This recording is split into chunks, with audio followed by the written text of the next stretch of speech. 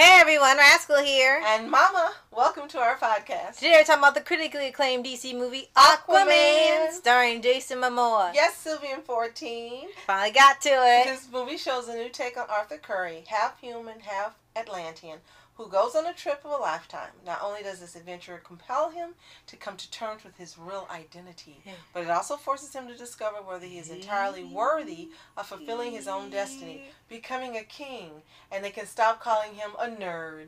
Right. So yes, they really did a good job of having a whole different take on Aquaman. What we've seen in the comics or the earlier Super Friends, that's where the things started with of him being a joke. Super Friends didn't have him really doing that much. He was easily defeated. So it kind of started this long-running joke for years that he couldn't do anything or was weak. And it didn't come until the Justice League TV show and the other animated films, and then finally Justice League and this movie to show that, you know, he's not this little wimp that you think he is. He's a awesome hero. Well, for those who are true comic book buffs, I guess, comic book buffs, they know that Arthur Curry is a badass character. There's no other way to put it. Mm-hmm. There's just so much going for this character. It's unfortunate that in the mediums that they put him in, they chose not to reveal that side. May have been so he didn't upstage the other superheroes. Maybe. But he is anything but a joke. Take a look, guys, on DC Wiki and look at the backstory and history and characteristics of Aquaman, and you will see that this is one really awesome character that that before this movie never got the attention that it deserved. Right. So, like we said, Aquaman was shown in Justice League first when, and despite your whatever opinion you have on the movie, it was his first appearance along with the Flash. Mm-hmm. They also had Wonder Woman and Batman and then Superman. Mm-hmm. And Aquaman's role was kind of sort of comic relief like the Flash. While he was powerful, they really wanted to have a focus on Batman or Superman because, you know, Justice League, they still can't get along. So when they finally announced they're going to do an Aquaman movie, some people were like, finally, after 100 years, you're giving him one. It took 100 years for Justice League. Right. And they had a whole new perspective on him. And one of the changes they did like they did was with the parents, because you know in the comics, the animated series, you know, his dad's gone for some reason, and the mom was killed. Right. But in here, they actually do change it up to where you see both his parents, you know, how they met and began, they had a kid, and what happened with her, and everything's revealed there, and I'm like that they did a change to that as akin to a bunch of the same running plot line. Oh, definitely. And the casting, of course, with Jason Mamoa was excellent.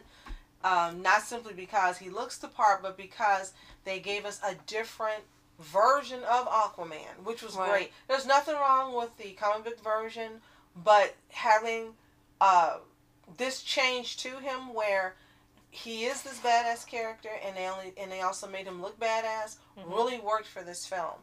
To me, it might have worked out like Iron Fist if they had done true to casting, whereas Iron Fist, the show itself was really good, but all you would hear and see online in the comments were that he didn't look the part. Right. He didn't look like he fit to be Iron Fist. And I think that might have been the downfall of this movie if they had done the same thing to the casting. So, great move casting Jason Mamoa, not only again for looking the part, but his acting, and from what we know, just being an all-around great guy. So, good job, Jason Mamoa. Right. And I really love the surprise cameos. I really loved that they did not tell you that these people were going to be in the movie. It was like, oh my gosh, look, it's this person. Oh my gosh, look, it's that person. You really were surprised. And I love when I get surprises like this in movies. I don't like knowing everything all that's the going to happen. All the people are going to be in it. All the people who are going to be in it. I love surprises. So this was a nice little pocket of surprises in itself. Yes, I'm really glad that they just reveal all the celebrities are going to be in it. They let you find out for yourself while you watch it, unless the stars announce themselves that they're going to be in it. Or you get on Wikipedia and look at it, which I advise you don't if you have not seen this movie. Wait and be surprised. Right. And don't read the reviews. Don't do any of that. Just wait and see the movie as we did without knowing much of anything, and you will enjoy it a lot more. Right. And yes, it was a very big surprise for us. We've been looking forward to see this movie for a long time, especially Mama, who wanted to see this movie for a very, very, very, very, very long time, saying, "When is Aquaman coming out? When is Aquaman coming out?" So when it finally came out, she got to see it and she enjoyed it. Yes. So after 50 years, you got to see it. Yes, and we have to say that in the books as well as in the TV series, Mira always was a very strong character anyway. Right. And I do like that they stayed to that version of her. And she was very strong. And you saw that she wasn't depending on Aquaman. Mm-hmm.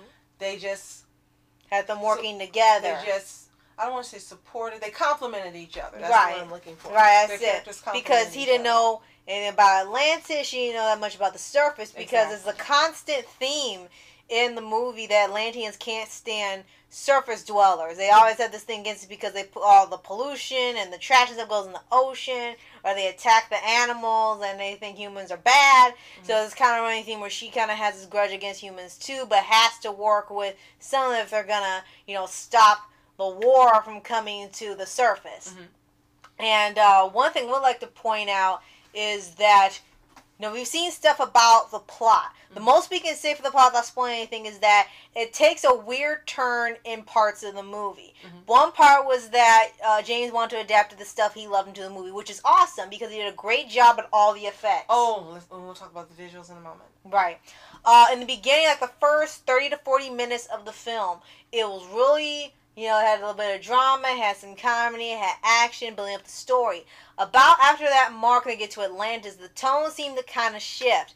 And Aquaman's character started to become a little more goofy. And then it shifted even more towards silliness when they were in the desert, and they were in Italy, then the Sahara, the Bahamas, and Aquaman was just a goofball, and Mera was super serious, and it was really weird how they took it, and then it went to Jurassic World, and then eventually it went back to the Aquaman movie. Right. So at one point we saw the other types of genres that James Wan likes. Right. And in between the Aquaman movie. However, some of it felt weird because it was like, okay, are we still watching Aquaman? Are we watching Indiana Jones, Jurassic World, National Geographic, Indiana Jones, DuckTales? And it was just a little bit weird, but once you get past that, it's a very enjoyable story and seeing how he becomes Aquaman. Now, that being said, I absolutely love the visuals, the graphics, everything in here was absolutely beautiful. It really was beautiful. This is one of the best visually stunning movies that we've ever seen. Absolutely. I mean, I was at a loss for words because it's beautiful. And if you watch the special features on the disc, they talk more about how they were able to achieve this high level of visualization. Mm-hmm. And don't want to spoil it for you either. But it was just beautiful. I just kept saying all through the movie, oh, this is beautiful, this is beautiful. Absolutely beautiful.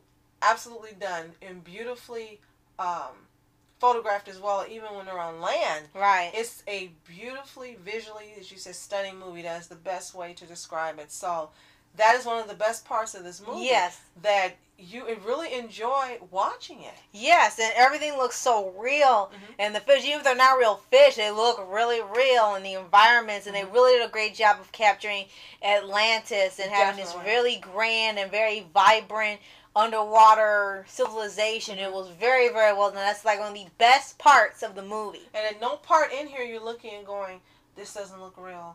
Or it looks like they pasted in here. Or none of that happens. I mean, absolutely none of it happens. And that is really what helps draw you into the Atlantean world. Right. And keeps you in the movie as if you're part of the movie. Right. And the visuals really help to give you that illusion. Mm-hmm. It's kind of like going to Universal Studios and Disneyland in your own front room without 3D glasses. Right.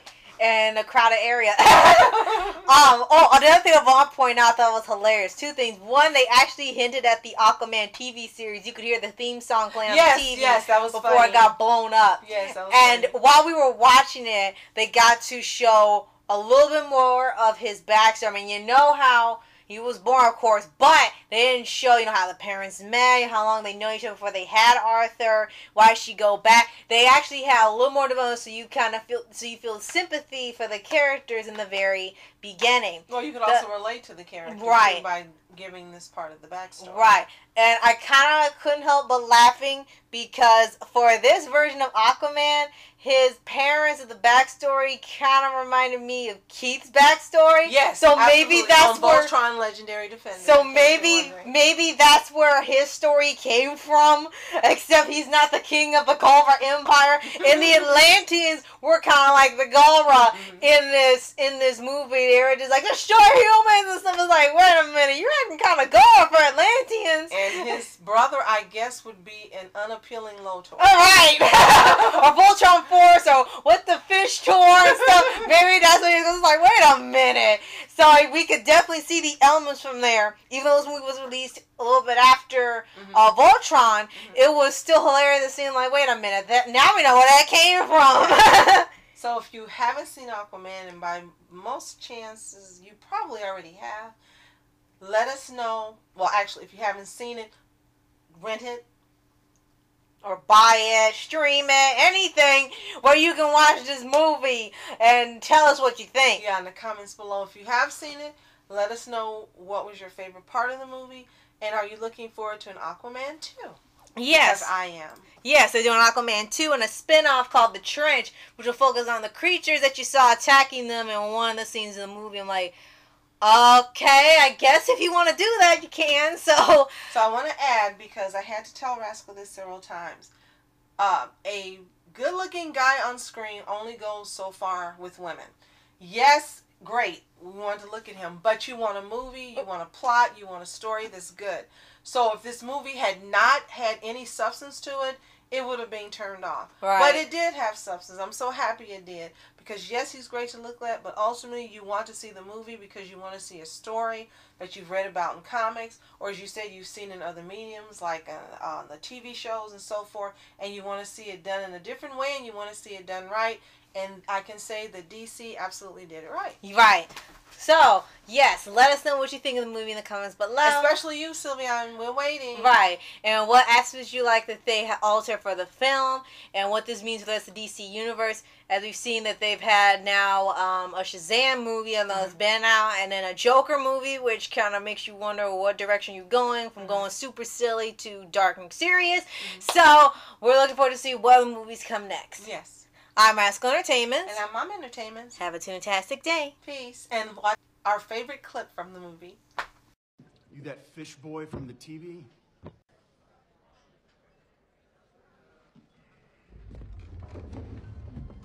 It's Fish Man. What do you want? I'll tell you what I want.